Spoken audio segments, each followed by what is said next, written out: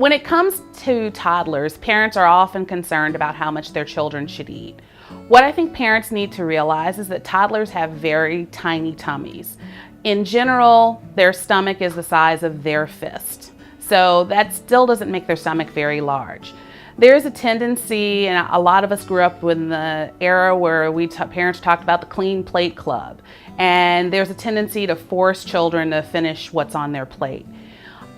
What you need to remember is that their appetites are smaller, so you need to think about what you're putting on their plate.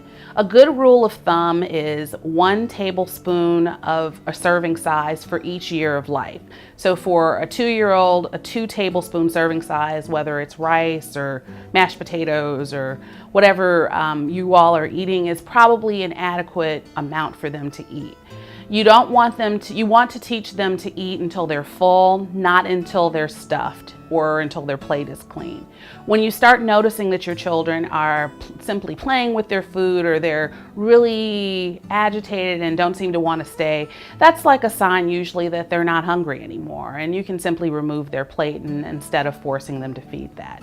We want to teach children good habits for eating habits for the rest of their life. You want to start out as a toddler making sure that you keep them in tune with their body cues on when they're hungry, and most importantly, when they're full.